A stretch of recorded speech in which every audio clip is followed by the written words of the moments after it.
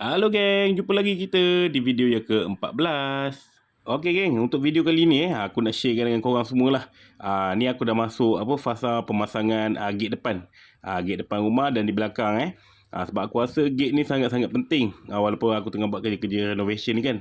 Supaya kita boleh jaga privacy lah. Seperti mana yang korang tahu, aku memang ada bengkel besi sendiri kat Melaka ni. Lokasi bengkel aku ni terletak di Bukit Rambai Bukit Rambai Melaka. Ni kalau tengok gate yang dah wrapping ni, ni semua gate aku lah. Aku hantar powder coating.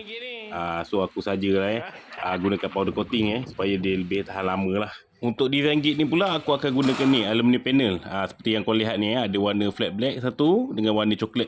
So ni design yang aku nak sendirilah. Nak kelainan sikit daripada orang lain tu supaya nampak berbeza. Siap je buat pemasangan gate ni, aku terus pasang aksesori Aku nak pasang aksesori ni yang mulanya adalah nombor rumah lah. Nombor rumah. Memang design gate aku ni aku letakkan plate kat sini satu plate kosong lah supaya kita boleh letakkan nombor rumah, ataupun kita boleh juga letak peti surat dan tempat letak parcel tapi itu projek untuk akan datang lah. Okey, next ni aku nak pasangkan ni salah satu lagi aksesori yang memang akan cantikkan lagi gate kita ni. Iaitu ni stainless steel plate. Aku bagi plate sajalah Ada setengah orang tu dia panggil capping. Stainless steel capping untuk aluminium panel lah. So kalau kau nak search online tu, kau tulis je stainless steel capping untuk aluminium gate So kita nak susun ni letak je. Okey, bagi aku letak je, rawak je Okey, supaya dia nampak tak tersusun sangat lah. Bagi aku lagi cantik Tapi ikutlah, kalau korang suka tersusun ikutlah kan. Ikut kesukaan masing-masing lah. Dah siap kita tampalkan tu. Okey, kita tampal tadi pakai double tape je double tape je. Lepas tu kita koyakkan lapisan atas ni lah, plastik dia ni supaya nampak dia punya chrome tu. Warna dia yang aku pilih kali ni adalah warna chrome stainless steel yang dipolish lah supaya jadi kilap macam tu Dia ada dua color, chrome dengan warna gold lah, warna emas. Okey geng, alhamdulillah siap pemasangan gate hadapan ni lah. Macam mana korang rasa? Ni warna flat black hitam mati.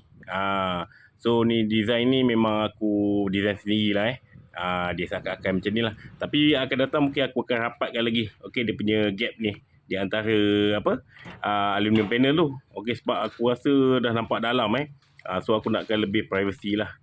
Tu tak apalah, nanti aku adjust sendiri. Ni pandangan daripada belakang ni aku tak basuh lagi lah. Baru siap pasang kan. Okey, jom kita tengok di gate yang di belakang pula. Untuk gate yang di belakang ni seperti mana yang korang tengok ni, ni separuh siap lah Aku pakai design biasa sajalah. Kita letakkan plate ke, tutup habis So masih gunakan finishing powder coated juga. Okey, powder coating lah warna hitam mati. So ni rupa dia lah. Tu yang ada gap-gap tu nanti aku akan konkretkan lah aku akan konkretkan lah. So besar juga, lebih kurang 1 meter, supaya senang aku nak angkat barang lah nanti. So dia punya axle ni pakai jenis macam ni kalau kau nak buat gate. Okey, supaya dia lagi lancar Kalau pakai biasa tu bukan tak boleh. Okey, cuma yang ni dia lagi lembut dan smooth lah. Okey geng, okey lah geng, itu je untuk video yang ke-14 ni. Okey, jumpa lagi di next video. Bye bye.